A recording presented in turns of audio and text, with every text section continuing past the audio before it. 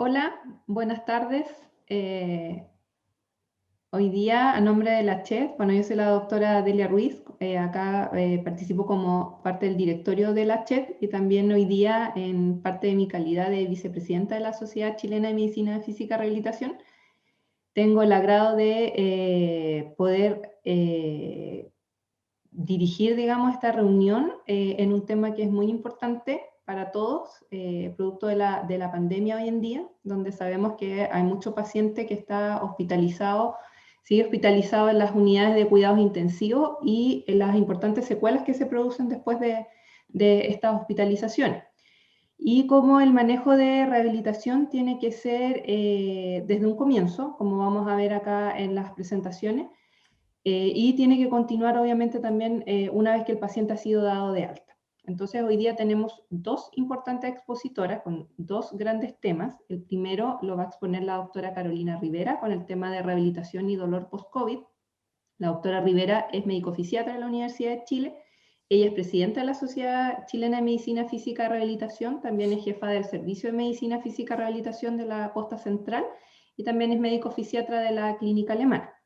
Y posteriormente a la segunda charla va a exponer Catherine Torrealba, ella también es kinesióloga, también trabaja en el Hospital de la Costa Central, es docente clínico, tiene un magíster en terapia manual ortopédica, un diplomado en terapia manual ortopédica en fisiopatología de las disfunciones de columna vertebral de la UNAV, tiene también un diplomado en terapia manual ortopédica en evaluación y tratamiento avanzado, un diplomado en gestión en salud de la USACH y también está certificado en neurociencias del dolor. Primero que todo, gracias por la invitación. Para nosotros es súper importante tener estas reuniones que son intersociedades en realidad. Creo que es una tremenda oportunidad de poder mostrar un conocimiento que efectivamente es bien transversal y veo en la audiencia a muchos conocidos, así que aprovecho de saludarlos a todos, entre ellos Juan Luis González, kinesiólogo insigne de nuestra asistencia pública, que está ahí también saludando, así que le agradezco mucho que esté viéndonos. Bueno, quiero compartir mi presentación. En realidad, denme un segundo. Bueno, como les decía, le agradezco la invitación, creo que estos son temas transversales. Por algo en este directorio de la Sociedad Científica de Estudio del Dolor existen fisiatras también, porque el dolor y la rehabilitación son indivisibles, y por lo tanto, así como hemos visto una gran cantidad de pacientes que tienen un montón de déficit posterior a la infección por COVID, el dolor lamentablemente no ha estado ajeno a lo que vemos en la realidad de los pacientes. Yo trabajo en la asistencia pública. La asistencia pública pasó hace exactamente un año a ser uno de los centros COVID más importantes de la región metropolitana junto con el Félix Bulnes. Fue en esta fecha, 25 de mayo del 2020, nos anunciaron, por la prensa nos enteramos que efectivamente la Dijera había decidido en el fondo que fuésemos uno de los dos centros más grandes de COVID en la región metropolitana. Y eso significó un tremendo, tremendo desafío porque efectivamente estábamos insertos en el escenario más adverso, mucho más adverso que ahora, que igual tenemos hartas camas en este momento y estamos en un escenario complicado, pero teníamos muchísima menos experiencia. Y el desafío también fue un poco incorporar las acciones de rehabilitación y poder entender el concepto de rehabilitación precoz o hiperprecoz, como le pusimos un poco ahora, en nuestro setting de un hospital de urgencia, un hospital donde es difícil moverse, porque todo es así para ayer, porque las altas son lo más precoces posible y porque tenemos que entregar una oferta de valor distinta probablemente a la que se haga en rehabilitación común, que es que en el fondo es un proceso largo de rehabilitación. Yo diría que en nuestro hospital el lugar donde hacemos eso un poco es en el paciente gran quemado, pero en el resto de los pacientes tratamos de entregar herramientas que posibiliten que el paciente se vaya en un mejor escenario para evitar complicaciones y evitar reingresos. Y esa ha sido nuestra postura durante todo este tiempo, durante todo este año. Y más que contarles la evidencia de las cosas que hemos hecho, porque un poco de eso va a hablar la Katy también después, vamos a contarle un poco por qué estamos hablando y por qué es necesaria la rehabilitación en los pacientes también después del COVID, pensando en el paciente crítico. Al día de hoy, el COVID nos ha dado 167 millones de personas afectadas alrededor del mundo, con casi 3,5 millones de muertos. Pero estos son los muertos de la infección. No sabemos efectivamente cuántos de estos pacientes van a tener algunas otras secuelas. Y es importante conocer, en el fondo, esta secuencia un poco, y esta ilustración me gusta mucho ponerla y la ocupo harto en las presentaciones que hago, porque además fue muy precoz de la pandemia, fue alrededor de mayo del año pasado, en donde ya en este artículo de Víctor Sen se citaba en el fondo que iban a haber como 4 grandes curvas de pacientes, íbamos a tener una mortalidad inmediata del COVID-19, con una ya ola como secundaria dentro de esta primera ola de pacientes con COVID, que iba a tener admisiones en el fondo a la UCI, que iba a tener un síndrome de cuidados intensivos y que iba a estar sujeto a readmisiones muchas veces. Una segunda ola donde hablaba de estas condiciones no urgentes, perdón, urgentes pero no COVID, que se veían restringidas en su acceso a la urgencia, que lo vimos durante la primera ola y donde el confinamiento hacía un poco que el toque de queda y las cosas llegaran menos pacientes politraumatizados y otros diagnósticos. Lamento decir que ahora no, nos ha pasado que tenemos los mismos pacientes de siempre, más los COVID. La tercera ola con un impacto en las condiciones crónicas, y aquí el dolor crónico también era una de las que se vio afectada en el fondo en sus controles ambulatorios por el cierre muchas veces de las unidades de dolor crónico. Y una cuarta ola donde hablamos de trastornos psicológicos, mentales y económicos, e incluso el burnout que ataca al personal de salud y que en el fondo ya lo estamos viviendo en mayor o menor medida en nuestros escenarios laborales. Al día de hoy, esto yo le puse 23 de mayo porque había esta es la corrección del 23, pero tenemos 28.518 casos, esto fue hace 2 días atrás, aquí ya tenemos muchos más casos porque estamos bordeando los 7.000 por día, deben ser 11.000 más, y no sabemos todavía a ciencia cierta cuántas personas de estas que están afectadas van a quedar con algún grado de discapacidad, y tampoco sabemos cuántas van a quedar con dolor. Tenemos algunas ideas, hemos leído algunos papers, tenemos algunas cohortes, yo llevo una cohorte propia, personal, mis pacientes de la posta central, pero no sabemos qué va a pasar y por lo tanto nos tenemos que enfrentar a un escenario incierto, teniendo algunas luces, algunas cosas que nos orientan a pensar que efectivamente vamos a tener un escenario bastante adverso. Esto no es bueno, ustedes saben mejor que yo que efectivamente vivimos en un país donde ya tenemos mucha gente viviendo con dolor y por lo tanto tener más población afectada en realidad es bastante malo para el escenario de salud pública. Al día de hoy tenemos 1.339.421 casos de pacientes infectados por el virus en Chile. Esas son cifras de hoy día. ¿Y por qué pongo 169 o 69.000 ingresos a la UCI? Porque sabemos, en lo que dice la teoría, que un 5% de los pacientes infectados van a ingresar a la unidad crítica. De ese porcentaje van a haber muchos que van a fallecer. Sabemos que hay un número de fallecidos, que lo poníamos ahí, 28.000 muertos, pero tenemos un delta. No sabemos si exactamente el 5% el que ha ingresado, pero más o menos nos manejamos en esa cifra. Y por lo tanto, restando los pacientes que han fallecido, nos quedamos con un universo bastante grande de pacientes que van a tener algún grado de secuela, y estas vamos a comentarlas un poco más adelante. ¿Por qué es importante saber la estadística? ¿Por qué es importante saber nuestro N? Porque eso es lo que va a tensionar el sistema de salud que ya teníamos previamente un poco al debe y un poco al límite en condiciones que fueran de discapacidad transitoria o permanente, sabiendo que la rehabilitación es un proceso, no es una fotografía que podamos definir en un momento. Podemos hacer muchas cohortes, podemos tener una prevalencia, pero en general lo que tenemos es un proceso. Y estos procesos ya se habían visto un poco previamente a la pandemia, o se veían previamente a la pandemia, un poco lentecidos por la disponibilidad de recursos, por la gran cantidad de pacientes que teníamos, y claramente ahora tenemos aún más pacientes. Ahora, ¿por qué es importante saber lo que pasa con los pacientes en las UCI? Los que nos habíamos dedicado un poco a paciente crítico previamente a la pandemia, conocíamos este concepto de síndrome post-cuidados intensivos, y cuando vimos las imágenes primeras de Wuhan, en el fondo en diciembre del 2019, ya pensábamos que íbamos a tener un escenario bastante distinto durante los años que vinieran, sobre todo cuando ya se declaró pandemia el 11 de marzo del año pasado. ¿Por qué? Porque íbamos a tener una enorme cantidad de población en cuidados intensivos y sabíamos que estos pacientes iban a quedar con deficiencias. Y esto tiene un nombre desde el año 2010 en la conferencia de expertos del Congreso de ese año. Se le puso síndrome post-cuidados intensivos a este conjunto de deficiencias que son físicas, mentales, cognitivas o una combinación de estas, o incluso un empeoramiento de una condición de discapacidad previa, que sufren los pacientes que han requerido cuidados intensivos y que permanecen por meses o incluso años. Y esto es súper relevante porque efectivamente cuando tomamos a estos pacientes desde el inicio en el fondo de su ingreso, lo más precoz posible, ya sabemos un poco lo que va a pasar en el futuro. No es una cosa que sea muy, muy difícil de predecir, porque tenemos evidencia de lo que ocurre, de cuáles son las consecuencias de una estadía crítica más allá de la enfermedad. Tenemos que en el COVID, además, existen cosas que vamos a ver ahora, en que incluso está como una entidad nosológica declarado el COVID prolongado, el long COVID, que también le da una significación distinta porque tiene que ver con elementos también que se cruzan un poco con la rehabilitación y con el dolor, que eso lo voy a mostrar adelante. Ahora, ¿por qué tenemos síndrome post-cuidados intensivos? ¿Por qué teníamos antes?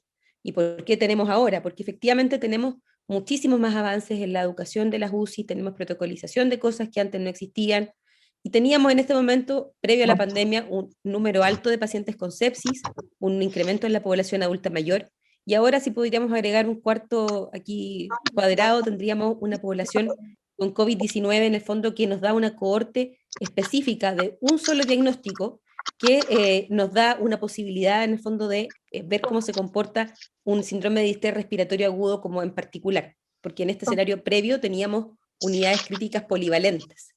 ¿Hay algún micrófono abierto? No sé si lo podrán cerrar. Mi déficit atencional me desconcentra un poco, sorry. Entonces teníamos este concepto de síndrome post-cuidados intensivos que estaba no solamente, y esto es bien interesante, no estaba solamente aplicado a los pacientes, sino que también a sus familias.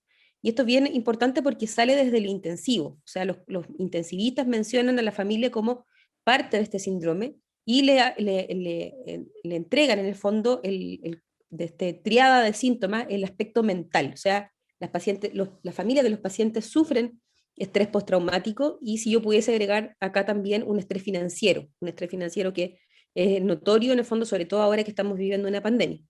Entonces, estas cosas afectan el pronóstico a largo plazo y si ustedes se fijan, ya hay elementos que se cruzan con los pacientes que ustedes evalúan con dolor, que son las cosas físicas, en el fondo el dolor físico, alteraciones cognitivas y alteraciones psicológicas.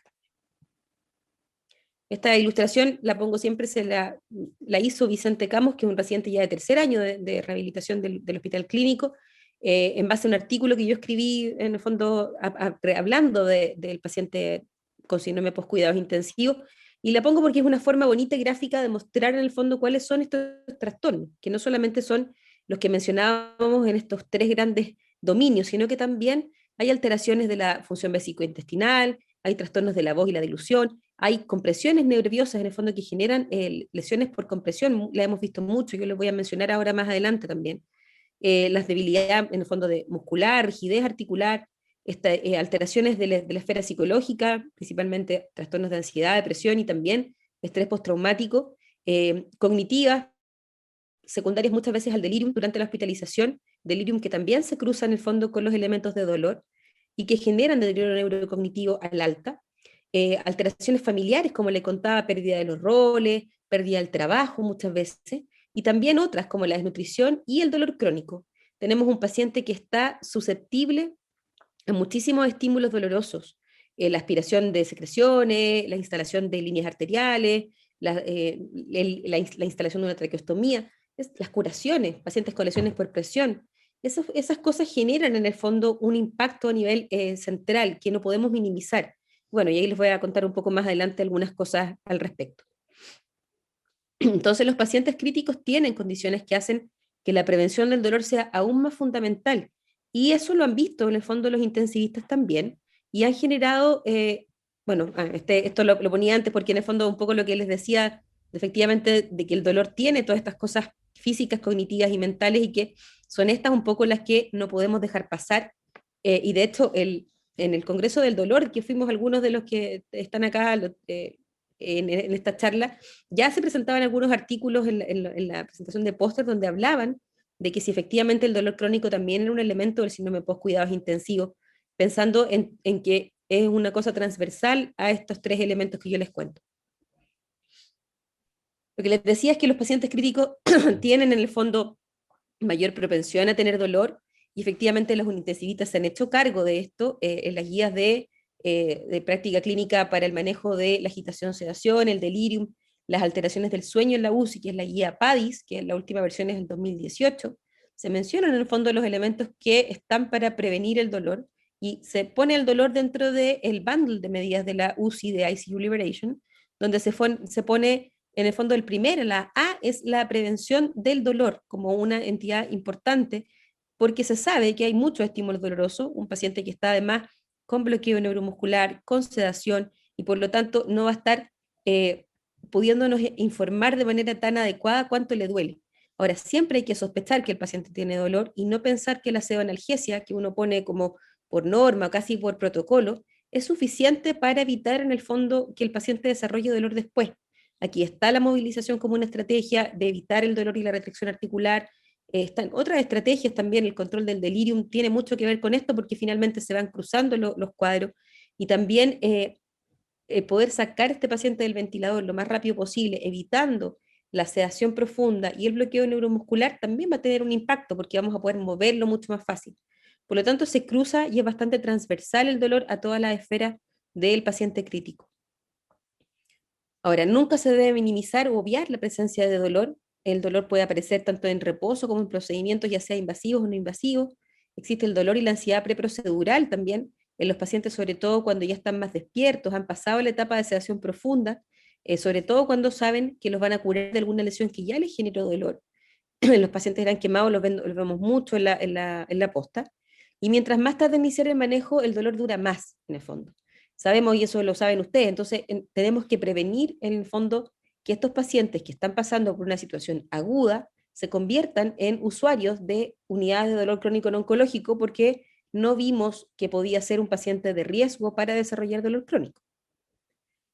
Existe también este concepto de dolor crónico relacionado a la UCI, y aunque no hay muchos artículos al respecto, hay revisiones narrativas y algunos artículos que les voy a mencionar más adelante, se habla que este dolor que persiste al menos por 3 meses posterior al alta en la UCI.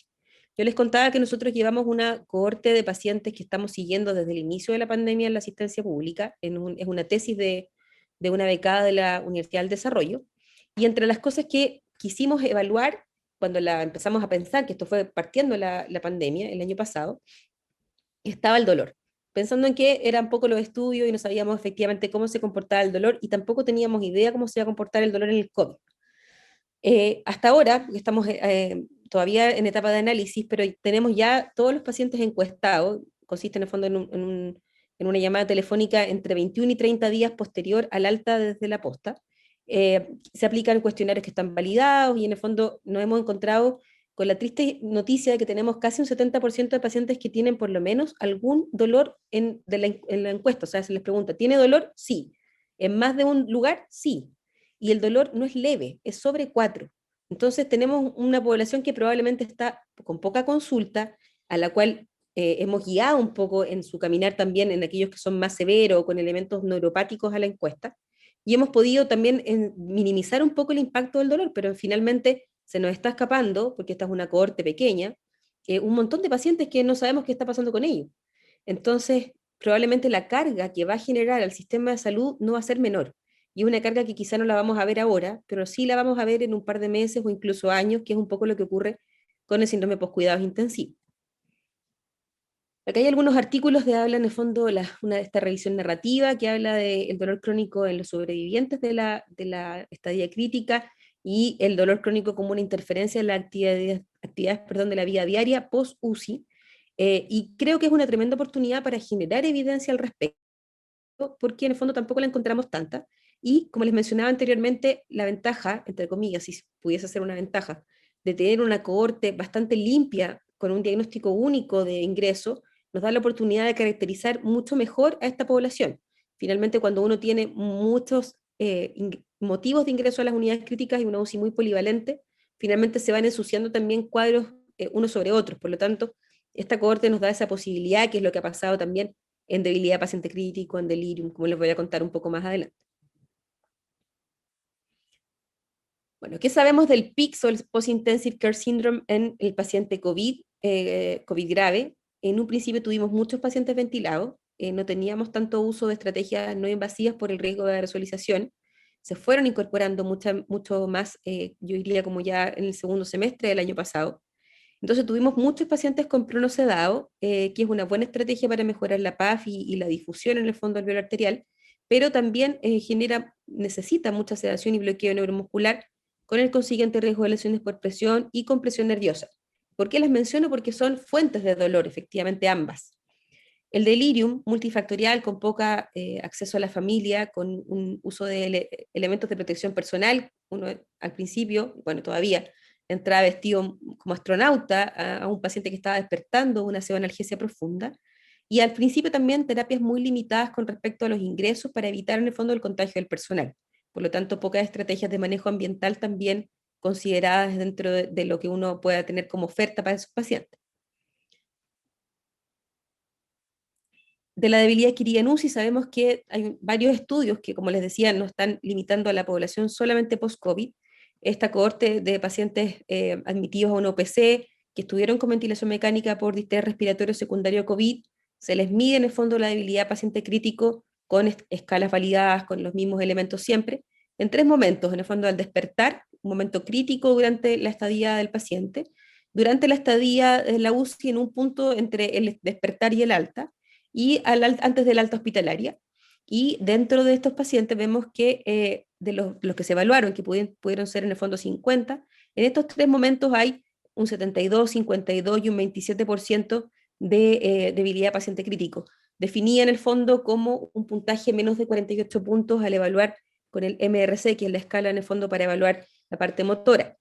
Hay otras formas de medirlo, pero es la más conocida. Entonces sabemos que el paciente sale débil, y un 27% de pacientes con debilidad alta no es menor, porque finalmente es una población que tiene más riesgo de caerse y más riesgo de reingresar a una unidad crítica y mayor dependencia y utilización de los sistemas de salud.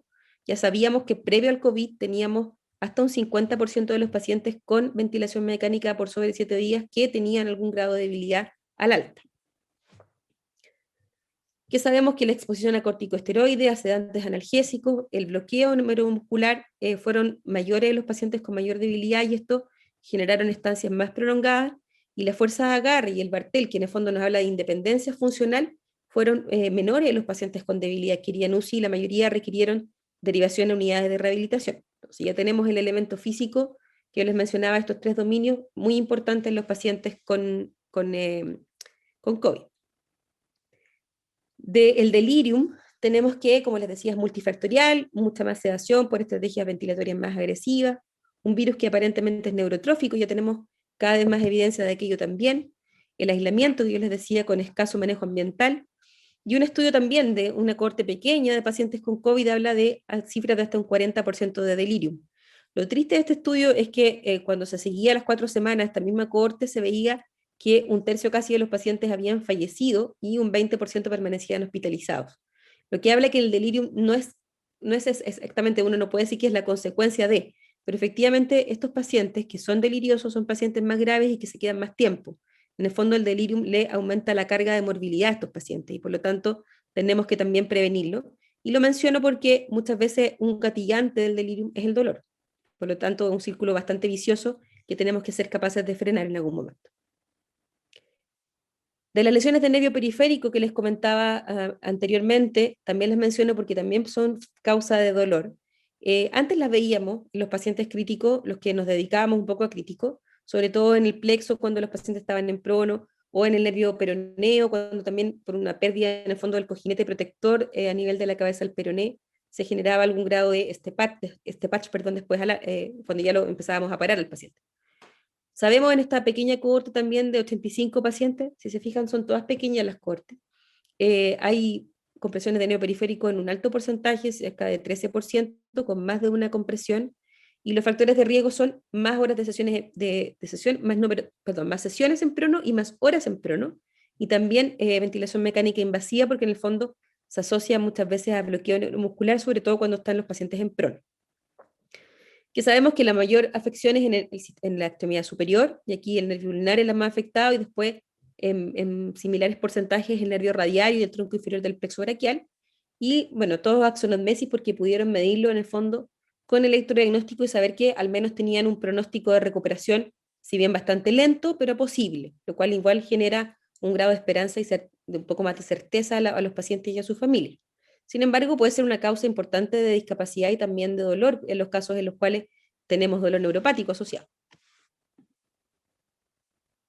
Otros síntomas no menos importantes que se han visto ya en una corte un poco más grande, está la fatiga, la disnea, en el fondo trastornos de concentración y el sueño, la pérdida de memoria. Los pacientes no vuelven a trabajar de inmediato y tampoco vuelven a reanudar sus actividades deportivas. Y esto también está asociado a lo que les voy a contar un poco más adelante del long COVID. Estos pacientes sí efectivamente son hospitalizados con ventilación, pero hay otros pacientes que no tienen estas características, son pacientes leves o moderados, que no han pasado por hospitalizaciones y que igual contienen en el fondo algunos otros síntomas que se manifiestan a largo plazo.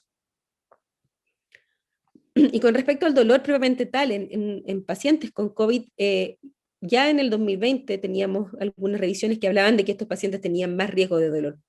El insulto neurológico, asociación con la salud mental, no solamente en la cohorte grave, sino que también en la cohorte más leve, el estar encerrado mucho tiempo en los adultos mayores, que genera mayor sarcopenia también y mayor probabilidad en el fondo de perder funcionalidad, alto riesgo de dolor agudo por la misma infección, no sé si los que están acá han tenido, yo tuve COVID y me sentía pésimo, me dolía todo el cuerpo, tenía mialgia, entonces ya es un entorno en el fondo donde podemos tener más probabilidad del dolor. Y yo digo, bueno, finalmente este virus llegó para quedarse y tenemos muchísimo que aprender de él todavía.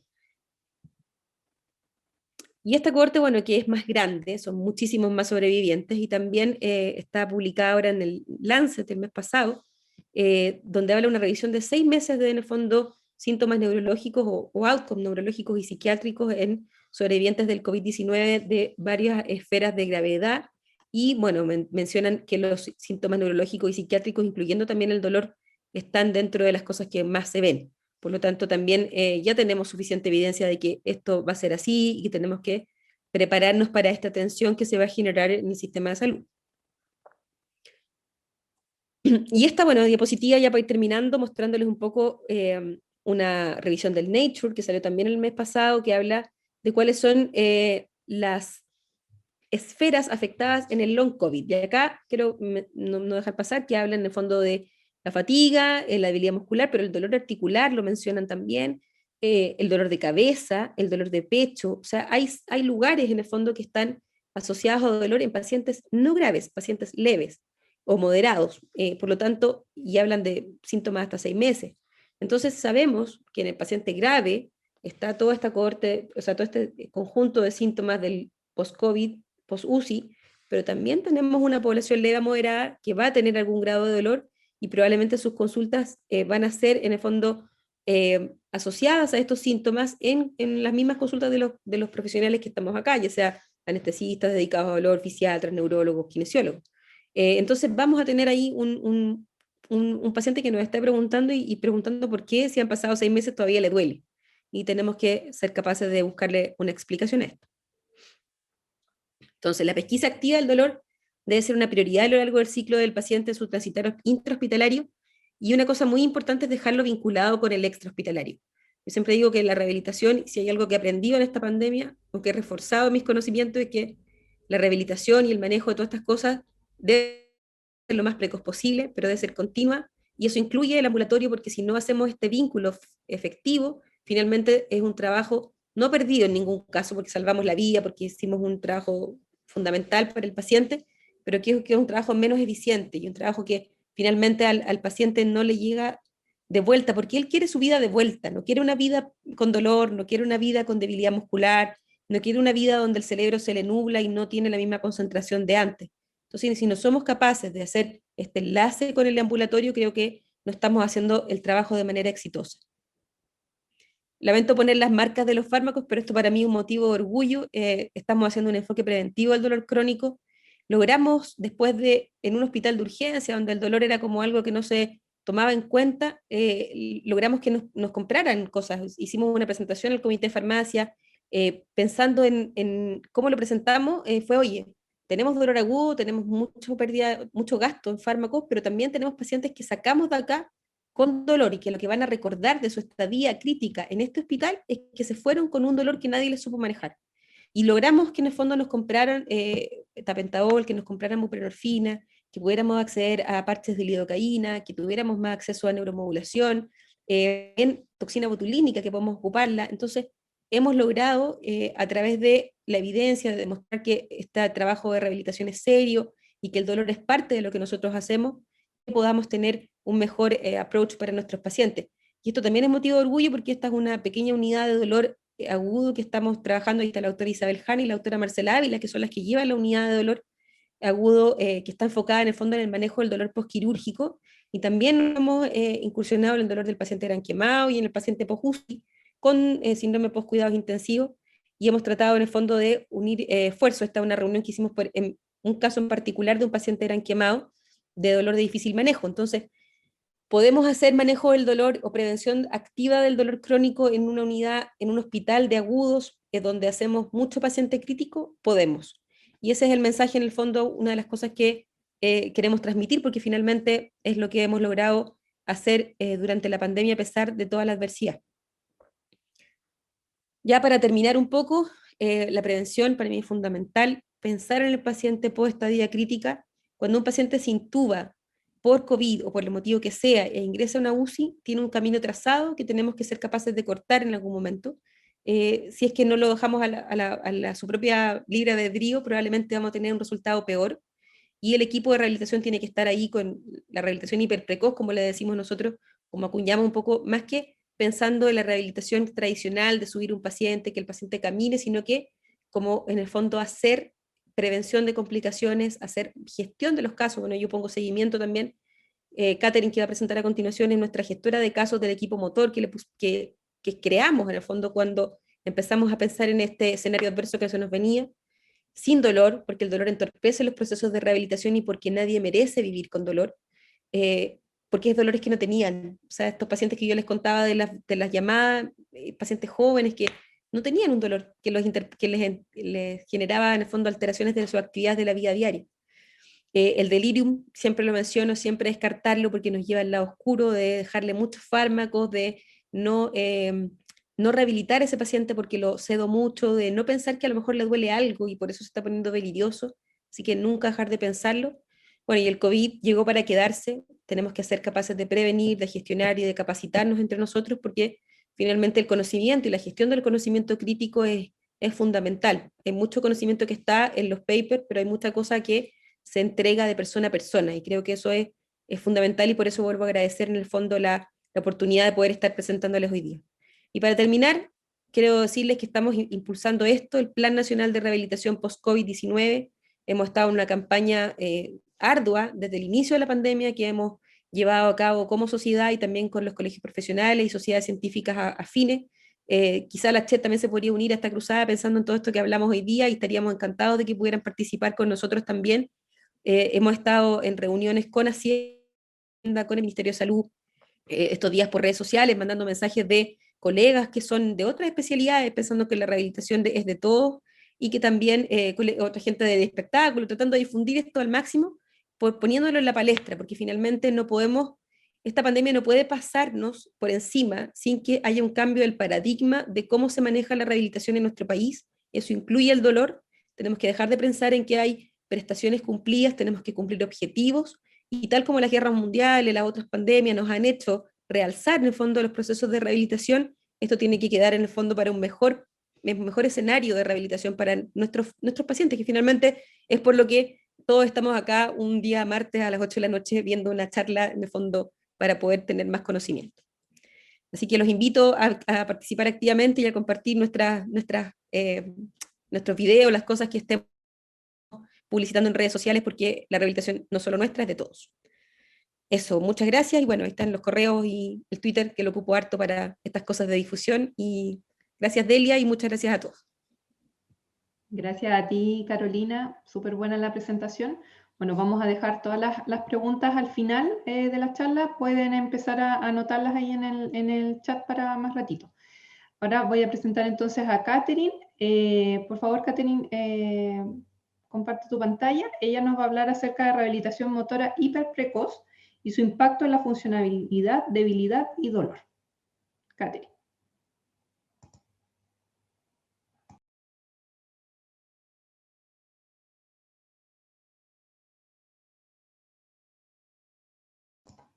Estás muteada.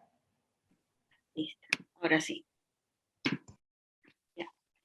Bueno, antes que nada, dar las gracias, Delia, al directorio y en especial a Carolina por esta invitación. y bueno, yo soy kinesióloga, como comentaron, de la posta central, y les voy a comentar sobre rehabilitación motora hiperprecoz y su impacto en la funcionalidad, debilidad y dolor. A modo de introducción, bueno, esta enfermedad, el COVID-19, una enfermedad respiratoria multisistémica, transmisible, altamente causada por el virus SARS-CoV-2, la cual fue reportada en la ciudad de Wuhan, en China, el 31 de diciembre del año 2019, y a nivel mundial, la OMS la declaró como pandemia el año pasado. En nuestro país, el primer caso positivo fue el 3 de marzo, y hasta la fecha actual, a nivel nacional, hay 2.974 pacientes hospitalizados, según el MinSal, en las unidades de cuidado intensivo. Como consecuencia de esta hospitalización como larga estadía, existen consecuencias, como dije, del reposo prolongado en los pacientes, ya sea por la enfermedad causante, los cuales traen problemas de acuerdo a la enfermedad, también a través de medicamentos, inactividad, un desacondicionamiento físico muy alto, dando como resultado un deterioro en los sistemas tanto cardiovascular, respiratorio, musculoesquelético, neurológico y otros. Ante este gran abordaje de los problemas, existe compromisos motores, cognitivos, psicológicos y pelviperinal, lo cual aumenta la deficiencia ya previas al ingreso de los pacientes, dando como un resultado final, lamentablemente, el aumento de la discapacidad y trayendo en sí también problemas más que nada asociados al dolor crónico. A nivel motor, el compromiso, existe evidencia de que posterior a 7 días en ventilación mecánica, un paciente en UCI, entre el 25 y el 33% experimentan debilidad neuromuscular, lo cual se verá reflejado en la fuerza, atrofia musculoesquelética, sobre todo dolor musculoesquelético, fatiga crónica y la disminución a nivel funcional de la persona, conceptuando a nivel una disminución en la calidad de vida, lo cual es perdura en el tiempo post al alta. Una de las evidencias actuales a nivel de dolor musculoesquelético asociado a COVID, un paper reciente de Fernández de la Peña, el cual salió el mes pasado y estuvo en la revista Pain, sobre la mialgia con síntomas al ingreso hospitalario por infección de SARS-CoV-2 asociada al dolor musculoesquelético, a través de reporte de casos entre el 20 de febrero y 31 de mayo del 2020, tomaron un total de 1.200 pacientes, el cual eran hospitalizados por COVID. Se evaluaron 369 con y sin mialgia de ingreso. Posterior a 7 meses a la alta hospitalaria, a través de vía telefónica, realizaron informar sus síntomas posteriores, el cual eran dolor musculoesquelético, la ansiedad y los síntomas depresivos y la calidad del sueño, en un inicio y al alta. Este estudio, como resultado, arrojó una mayor proporción en el dolor crónico, entre el 38%, o sea, es un alto porcentaje, a la diferencia de la ansiedad y los síntomas, que no hubieron un porcentaje significativo, el cual sugiere que las personas ya antes del ingreso presentaban dolor musculoesquelético y posterior al alta presentaron ya dolor crónico. La rehabilitación precoz ayuda a dar un estímulo tanto motor, sensitivo, propioceptivo, lo cual genera la disminución del impacto negativo de ingreso en la unidad de paciente crítico por el reposo prolongado. Además, favorece tanto las complicaciones al disminuir la inmovilización, ayuda a la alta temprana y también va a favorecer los reingresos hospitalarios que hemos tenido en un porcentaje no menor. Además, beneficia la salud de las personas, tanto en su impacto económico, a nivel familiar, personal y sobre todo a nivel país. También es segura factible en la unidad de paciente crítico, lo que vemos a través de protocolos, y optimizará su funcionalidad y la calidad de vida. Uno de los pioneros, John Burns, en el año 1975, realizó un estudio sobre la ambulación o la deambulación temprana en la clínica del paciente, apoyado con ventilación mecánica. O sea, ya estamos hablando de 1975, el cual favorece el destete ventilatorio, menores complicaciones a este reposo prolongado y la satisfacción tanto personal, sobre todo, de la persona o del paciente que está hospitalizado. El impacto a nivel mundial de la rehabilitación hiperprecoz, a nivel OMS y otros estudios, existe menor incidencia en la debilidad relacionada a la unidad de terapia intensiva, existen menos complicaciones, tanto al movilizar activamente al paciente en el momento previo del ingreso, que es una gran ayuda, y no esperar tantos días hasta el despertar. Y también, bueno, sugiere actualmente que en la unidad de paciente crítico deben formar un conjunto asistenciales en el manejo del paciente a nivel interdisciplinario, así como también recupera su función a nivel anatómico, muscular, etcétera, y mantiene una buena calidad de vida posterior a la alta.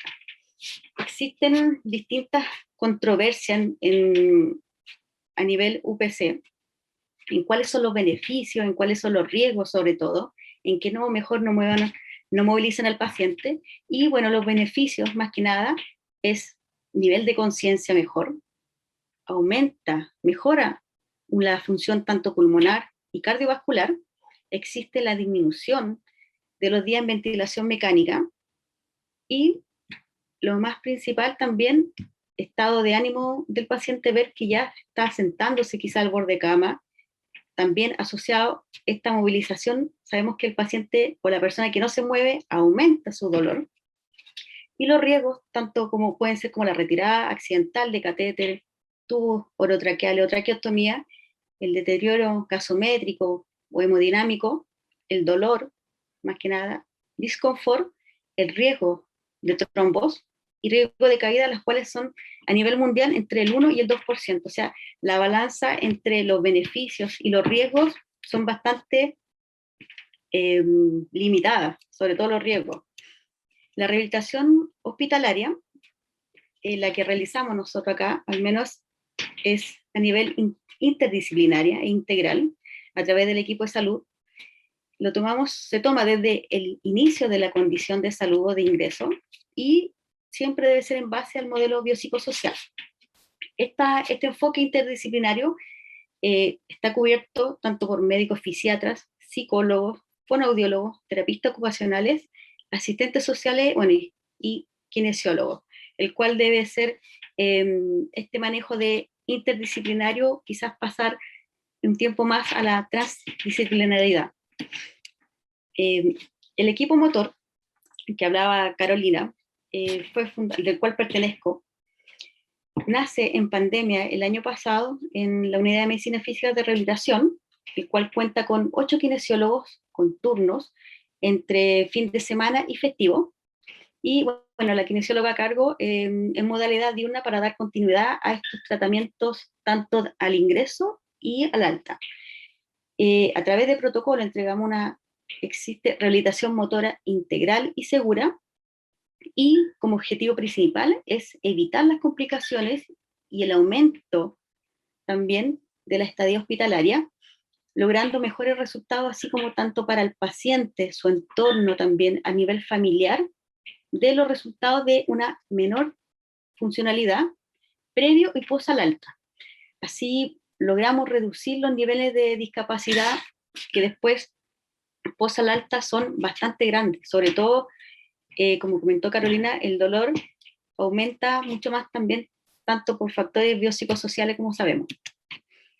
Nuestro equipo, a nivel de categorizaciones en los pacientes, tenemos distintos criterios tanto de inclusión y exclusión para realizar la intervención motora a través de distintas escalas, las cuales van a estar la escala de la S5Q, la funcionalidad, la FSSIQ, la escala de fuerza, la MRS-C, el CAM, medición de delirium, y la escala de intensidad de dolor. Todos los días lunes nosotros realizamos esta categorización, o quizás en la semana en el ingreso de un paciente nuevo a nuestro grupo. Esta categorización en sí nos da un puntaje, el cual nos infiere si el paciente tiene una baja complejidad, moderada, alta o de mantención a nivel motor. Si en el caso, por ejemplo, si tuviera una alta complejidad a nivel motor, realizamos 2 intervenciones dentro del equipo motor, asociado también a la intervención que realiza el kinesiólogo en piso. Estas categorizaciones y también los pacientes, nosotros los registramos a través y realizamos el seguimiento a estos pacientes a través de distintas planillas, y posterior al alta realizar los seguimientos. Bueno, dentro de nuestra rehabilitación en sí, tenemos por etapas, primero como la flexibilización, movilizaciones pasivas, terapia manual ortopédica, tanto para las compresiones o la polineuropatía. Después comenzamos la etapa más funcional, con los ejercicios, la resistencia, el aumento de la carga, sobre todo una intensidad gradual y la tolerancia sobre todo del paciente. No nos sirve alguien que vayamos y movilicemos rápidamente, o digamos, hagamos 10 repeticiones, 10, siendo que después va a terminar con dolor, y sabemos que si una persona no se mueve, aumenta mucho más el dolor.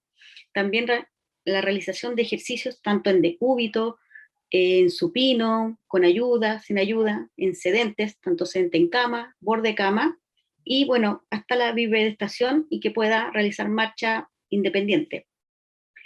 Esta marcha también la realizamos tanto con apoyo, con ayudas técnicas, utilizamos electroestimulación, Motomed y la Tilt-Table, que nos ha sido bastante beneficiosa, estas 2 herramientas en sí, las cuales nos ayudan, por ejemplo, la Tilt-Table ayuda a verticalizar al paciente, y con pruebas de tolerancia ortostática, siempre monitoreado, y también, bueno, la Motomed en pacientes que, por ejemplo, COVID, y la hemos utilizado también en TEC, pacientes que les cuesta movilizar en sí, lo tenemos en movilizaciones pasivas y también a nivel cognitivo.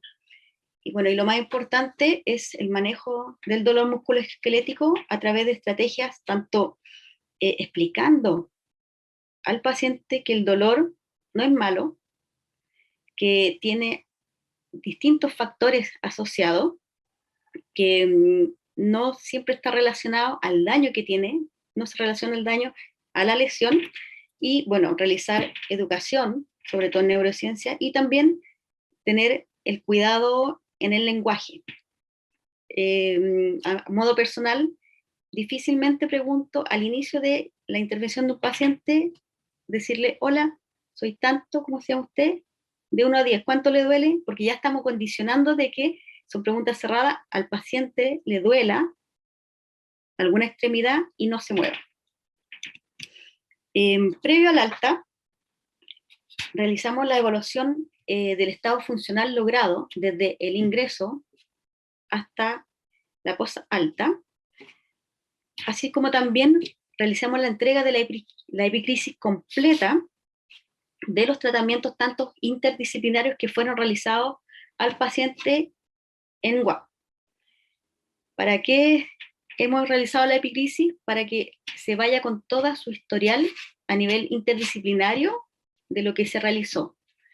Bueno, esta epicrisis debo reconocer que fue instaurada por Emilio González, que es Case Manager de Servicio Quemado, y también asimismo, previo al alta, damos educación de la condición del paciente a los familiares, y también realizamos la participación tanto en movilizaciones, ayudas técnicas, incluso hasta la paciente que se van con traqueotomía, en la asistencia en las aspiraciones, tanto en la traqueotomía. También realizamos la entrega de ejercicios progresivos en diferentes etapas, y dependiendo de la etapa de los pacientes. Bueno, acá tenemos una paciente ícono que lamentablemente estuvo más de 7 meses hospitalizada y, bueno, ella estuvo 3 meses con traqueostomía. Después de estos 3 meses fue el retiro de esta traqueotomía por protocolo y, como decía, lamentablemente estuvo hospitalizada 4 meses por UPP sacra o previo a al reposo prolongado. Entonces, es sumamente importante realizar la movilización tanto en un inicio desde UPC. Y bueno, hablando de dolor musculoesquelético, la continuidad,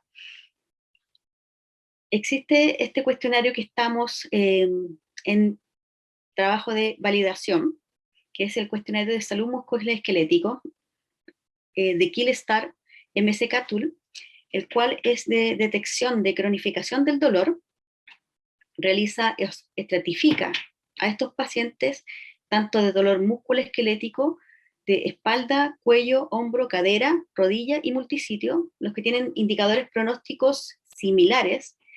Este cuestionario, al tomar a los pacientes con dolor previo, lo que realizamos o lo que nos da el puntaje es si en el tiempo, de hecho 2 meses, 3 meses, pueden presentar alguna cronificación de este a través de factores biopsicosociales, como la función, la discapacidad, el dolor, el afrontamiento o el impacto que ha tenido el dolor en sus vidas.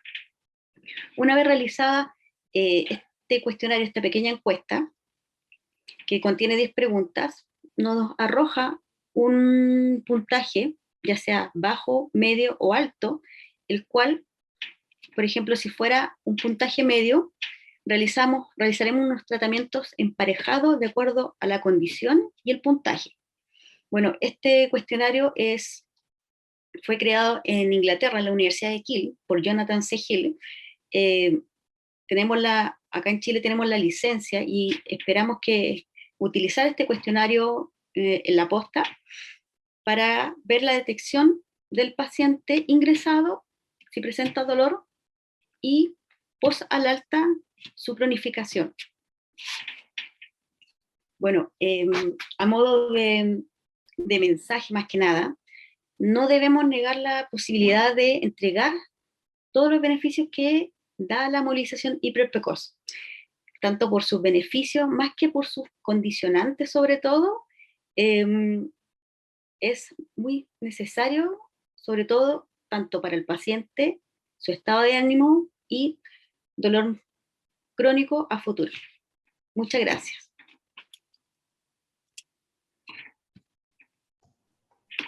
Muchas gracias, Catherine. Muy buena tu presentación. Entonces, Gracias. ahora vamos a ver las preguntas. Aparecieron acá, hay 2 preguntas que aparecieron en el chat. Hay una que son para Carolina, del doctor Hermes Abreu. La primera pregunta es, ¿cómo podrías calificar mejor el dolor post-COVID como musculoesquelético, neuropático o por desacondicionamiento? Mira, me ha tocado ver de los 3 tipos, diría yo. Hay algo que es importante que mencionó la Katy, sobre todo en los pacientes de larga estadía, es que finalmente el dolor y la movilidad, la falta de movilidad, le genera también un compromiso importante en lo psicosocial, y como les genera dolor, no se quieren mover, porque generan, están desacondicionados, están fatigados, entonces se mueven muy poco, y por eso abordarlos con estas estrategias multicomponentes, con muchas cosas, con ir cambiándole un poco la forma de abordarlos durante el día o durante los días, también favorece eso. Pero yo he visto cansancio, mucha fatiga, desacondicionamiento, mucha sarcopenia que ocurre fácilmente en los pacientes y que se asocia en el fondo con la debilidad muscular. Hay dolor musculoesquelético, hay muchas veces retracciones, hay dolor asociado en el fondo de hecho estamos haciendo otra tesis con un doctor de la Universidad de Chile, en el fondo pensando en el manejo y la prevención del dolor de hombro en el paciente crítico, pensando en aquellos que tienen bloqueo neuromuscular, en el fondo que se genera una pérdida de la coaptación articular normal del hombro que tenemos todos, y cómo podríamos evitarlo. Entonces también hay un dolor que es de predominio musculoesquelético, y también hay dolor neuropático asociado, sobre todo en las lesiones del nervio periférico, eh, pasan bastante desapercibidas, como el paciente está débil, y está débil de manera simétrica en un principio, se piensa que todo es debilidad de paciente crítico y cuando ya va avanzando, en el fondo vamos viendo que efectivamente se va quedando una parte retrasada con respecto al globo, y ahí nos damos cuenta recién. Entonces el paciente se ha quejado mucho de dolor previamente también y de molestias, de disestesia, y al alta, que yo veo paciente crítico hace harto rato, antes del COVID, los pacientes que tenían post-UCI, muchos de ellos, y esto es algo como súper poco así documentado, tienen dolor en la región plantar de tipo disestésico, que no recupera del todo y que dura harto tiempo. Entonces les molesta el zapato, no, uno no encuentra claramente la odinia, ¿no? Pero tienen este malestar como una disestesia, una cosa rara. Otra cosa rara que pasa es que tampoco pueden ocupar el huellero, entonces debe tener también un grado de alteración en el fondo de los pliegues de la piel, genera un compromiso que es bastante como multicomponente y que está poco documentado. Yo diría que es un poco mixto todo lo que uno puede ver en los pacientes, por eso pesquisarlo y aplicar escala. Nosotros en esta cohorte que yo les decía, les preguntamos acerca de EVA y también les preguntamos síntomas neuropáticos. Y de los que vimos efectivamente había como un 45% del total son 80 pacientes, el 73% tiene dolor. Y de ese 73%, al menos un 45% reporta síntomas neuropáticos. Por lo tanto, ahí igual tenemos un trabajo que hacer para caracterizarlo mejor y ver cuáles efectivamente son los síntomas más predominantes. Preguntan igual, ¿qué evidencia tiene el uso de la lidocaína o de la toxina para el dolor en estos pacientes? En Yo este grupo. no he ocupado toxina todavía porque no me llega, no me ha llegado aún, pero efectivamente la podríamos ocupar probablemente en otro escenario un poco más de paciente neurocrítico, que también nos llegan muchos pacientes lesionados modulares, post-TEC. Aquí yo no he ocupado ninguna, lo único que he ocupado toxina en los pacientes COVID ha sido para el manejo de la cialorrea, que lo he hecho en el fondo en pacientes incluso con ECMO, pero es lo único que he ocupado la toxina, no tiene que ver con el dolor.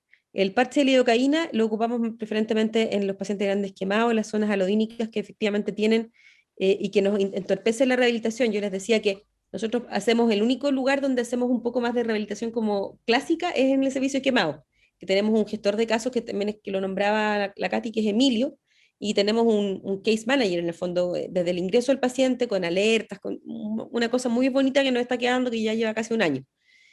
Y en ese setting hacemos mucha rehabilitación activa y ahí sí ocupamos toda la batería de cosas, incluso ahora estamos ocupando la buprenorfina en parche y el tapentador, cosas que no teníamos sospecha.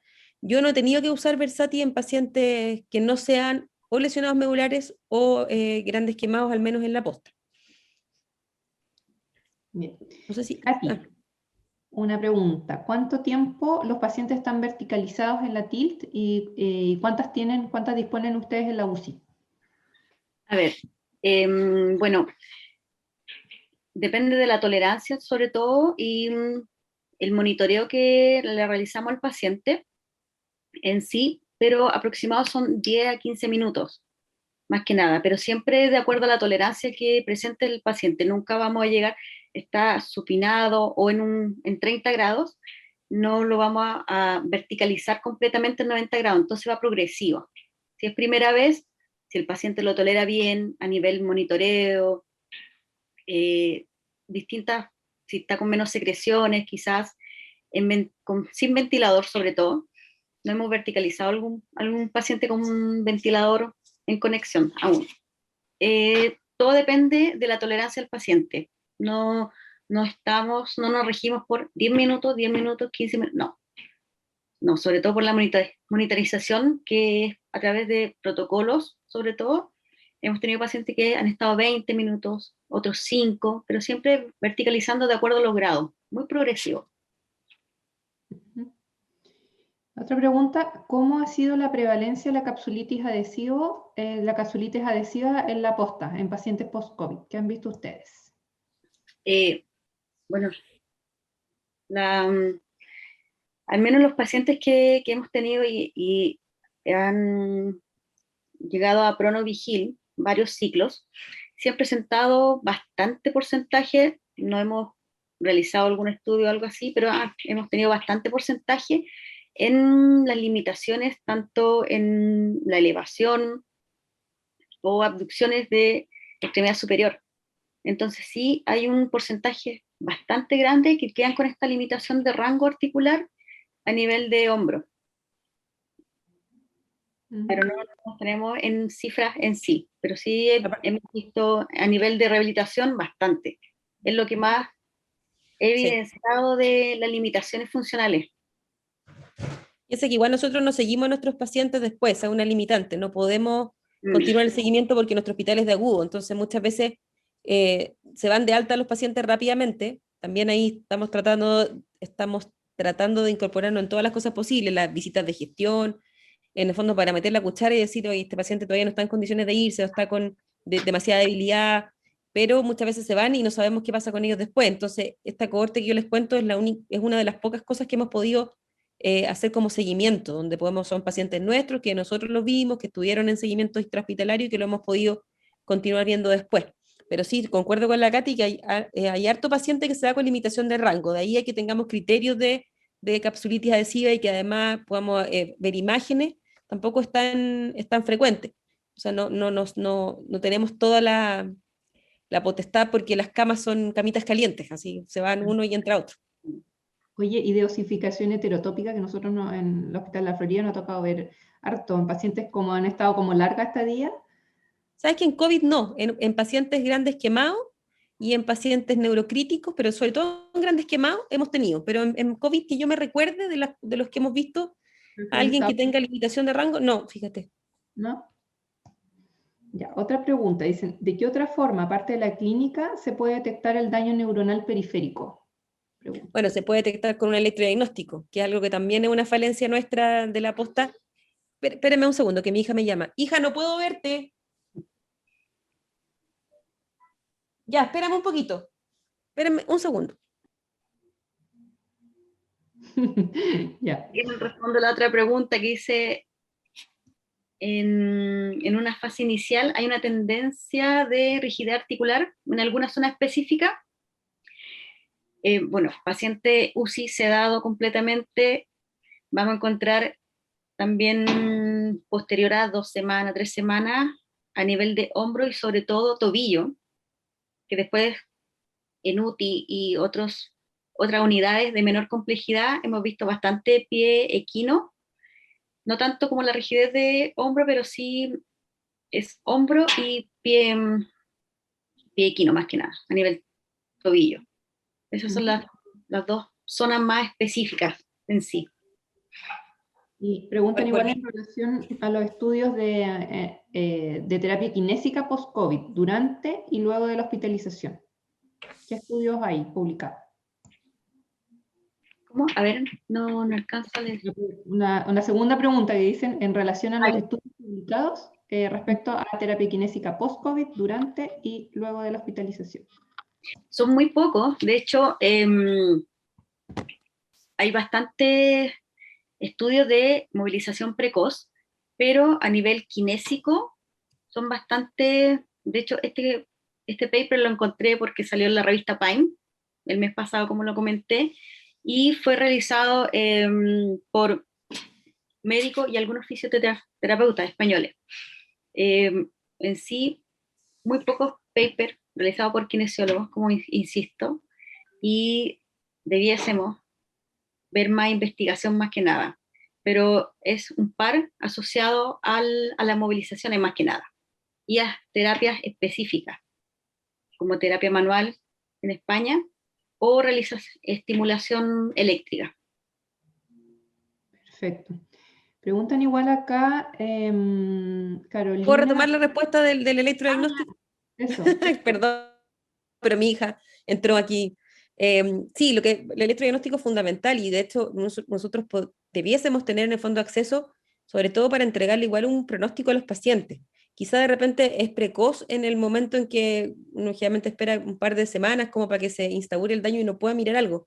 Pero en pacientes como los que decía la Katy, que hemos llegado a tener 7 meses paciente, claramente ya es un paciente que es crítico crónico y crónico, entonces ahí podríamos hacer algo con el electro y poder darle un pronóstico también. Y incluso a mí me ha pasado que hemos tenido pacientes que han requerido, no en COVID, previo al COVID y en la clínica alemana, que han tenido un step-up y finalmente han hecho una fibrosis, por ejemplo, a nivel de la cabeza del peroneo, y eso generó una compresión en el fondo que tenía solución y tuvo una intervención neuroquirúrgica. En el fondo ahí nos ayudó el neurocirujano, se hizo una liberación y se mejoró el problema. Entonces igual es importante también pensar que hay cosas que pueden tener una solución desde el punto de vista quirúrgico, y en eso el electrodiagnóstico es una gran herramienta, así que deberíamos contar con él también. Ujú. Y preguntan qué neuropatías periféricas dolorosas han visto con más frecuencia ustedes. El tronco inferior del plexo braquial, el peroneo y el ulnar, diría yo, que son los que más hemos visto. Ahora, hemos visto en pacientes triple lesión, o sea, tengo un paciente en particular que tiene una lesión de plexo braquial de un lado, del nervio radial del otro y del peroneo de una de las piernas. O sea, estaba con una triple lesión de nervio periférico, aparte de su debilidad paciente crítico, de los primeros pacientes pronados, en el fondo con obeso. La obesidad y juega un factor súper importante porque finalmente nosotros desarrollamos un sistema de posicionamiento en prono súper precoz y que es bastante exitoso. Probablemente no tenemos con qué compararnos porque la población era mucha, pero creemos que tenemos menos lesiones, y tanto de compresión nerviosa como por presión, de las que pudiésemos haber llegado a tener, pero en pacientes obesos como él, finalmente cualquier cosa que ocupáramos iba a ser poca. Entonces ahí tuvimos una triple lesión que ya está casi, después de casi un año de alta, en un 80% de recuperación. Súper. Respecto a salud mental, preguntan, igual yo quería hacer esa pregunta, si tienen ustedes apoyo por parte de psiquiatría o psicología, porque acá consultan acerca de riesgo de suicidio en pacientes dados de alta y que hayan estado en cuidados intensivos, si tienen alguna estadística, algún estudio al respecto. La Carolina parece que se quedó pegada. Al menos posterior al alta, como estudio, no. Bueno, tampoco en ingreso, pero sí dentro de paciente hospitalizado realizamos la intervención tanto psicológica, si vemos un paciente más emocionalmente cabizbajo, uno con tanto tiempo que ya los conoce, es distinto el trato, uno los conoce, sugerimos la interconsulta a psicología para que se realice el manejo, y bueno, posterior, no sé si Carolina me puede ayudar, alta asistida, que es un equipo conformado por kinesiólogos, enfermeras, médicos, sí pueden irse con la interconsulta a su CEFAN o hospital correspondiente para la consulta en psicología, pero no existe algún estudio en sí. Ya. Y de parte Perdón de que se me desconectó el internet, no sé qué preguntaron. el tema de salud mental durante la hospitalización y preguntaban después en ambulatorio como riesgo de suicidio. Bueno, lo que decía la Katy es cierto, nosotros tenemos el equipo alta asistida también, pero en la posta existe una unidad de psicotrauma, que igual es una oferta de valor bien interesante, porque en el fondo es un grupo de psicólogos clínicos de la salud, de agudo, hospitalizados, que intervienen al paciente y a la familia, principalmente a las familias, por ejemplo, en los momentos de accidente y cosas desde la urgencia. Entonces igual es un grupo que está bien cohesionado, aunque más hay uno que participa en las reuniones, y nosotros llamamos harto, los chiquillos llaman harto, y el riesgo después nosotros evaluamos también en esta cohorte de dolor los síntomas ansiosos, depresivos a través de la escala HATS. Fíjate que tienen raramente pocos síntomas, en el fondo lo que más predomina es la ansiedad, que en esta cohorte es un 15%, muy pocos síntomas depresivos. No evaluamos trastornos de estrés postraumático, que en el fondo es una de las cosas que más se ve a posterior, pero claramente ahí lo hablábamos el otro día con un psiquiatra, porque también estamos hablando de esto del tema del Plan Nacional de Rehabilitación Post-COVID, con parte del fondo del grupo GDT de Psiquiatría de Enlace de la SONEPSIN, donde nos mencionaba en el fondo que lo más importante que aparece son los trastornos ansiosos, los síntomas ansiosos y los trastornos ansiosos ya documentados. La ideación suicida y el riesgo suicida no estaba dentro de las cosas que tuvieran como más atención, pero sí en aquellos pacientes que tenían riesgo previamente porque ya tenían alguna patología psiquiátrica previa. En el fondo la pérdida de la funcionalidad podía afectar en eso, pero lo principal son síntomas ansiosos, depresivos y finalmente de estrés postraumático, que tiene un comportamiento como de veterano de guerra un poco. O sea, los pacientes también tienen ahí algunos grados, los casos más graves, no COVID, no tengo tanta experiencia en eso todavía, pero en los pacientes graves, ECMO, de, no sé, 3 meses, como tuvimos esos pacientes, mucho trastorno de estrés, o sea, muy pocas cosas, palabras o ruidos generan en el fondo gatilla los síntomas de estrés postraumático, así que igual hay que tenerlo en consideración. Perfecto. Y la otra pregunta, en la fase inicial de movilización, ¿solo se trabaja de manera pasiva o pasiva asistida? Bueno, depende del paciente. Si está en un paciente completamente sedado, realizamos flexibilización y claramente movilización pasiva. Ahora, de acuerdo a la escala de medición de fuerza de MRC, también en la condición que esté el paciente, si sigue órdenes simples, vamos aumentando progresivamente a movilización pasivo, asistido, activo, resistido, y bueno, a través también de la Motomer, que puede estar el paciente sedado y realizamos movilización pasiva, quizá al despertar ya un poquito más asistido, con algo de resistencia y sobre todo también cognitivo, que tiene distintos juegos y lo hemos utilizado el paciente para mejorar su estado de ánimo.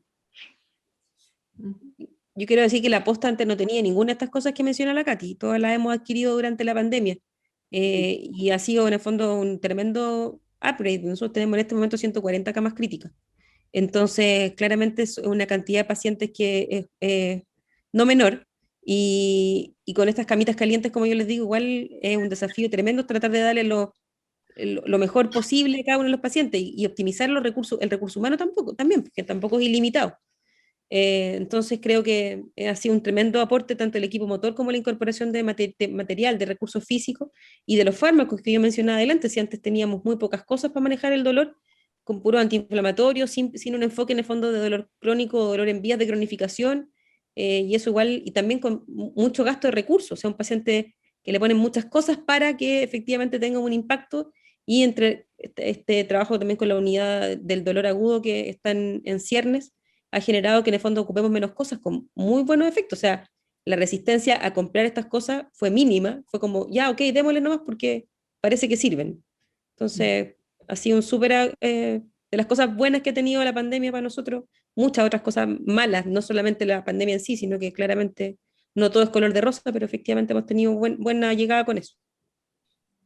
Sí, bueno, como dice Carolina, eh, antes, bueno, llevo 5 años en la posta y era imaginable contar con Motomed o con TIL, sobre todo un hospital de urgencia crítico en sí, y ha resultado bastante beneficioso y más llamativo para los pacientes. Incluso nos dicen, ¿cuándo me va a traer la maquinita? La esperan, con más confianza la esperan.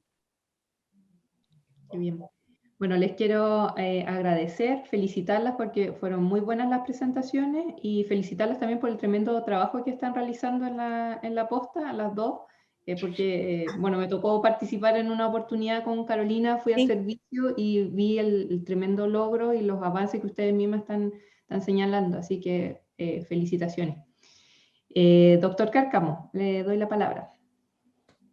Sí, yo me sumo a las felicitaciones por parte de Delia, a Carolina y Catherine, primero por el tiempo y el esfuerzo de preparar estas presentaciones que están compartiendo con nosotros. Segundo, y de forma muy meritoria, por el desarrollo de conocimiento que están realizando en el Hospital de la Asistencia Pública, y que lo encuentro muy meritorio y que lo estén compartiendo con todos nosotros. En realidad, ese esfuerzo lo quiero destacar, y felicitarla por intermedio de usted al equipo que está trabajando ahí. Hemos aprendido mucho hoy día, así que muchas gracias nuevamente a nombre del directorio de la Asociación Chilena para el Estudio del Dolor y Cuidados Paliativos.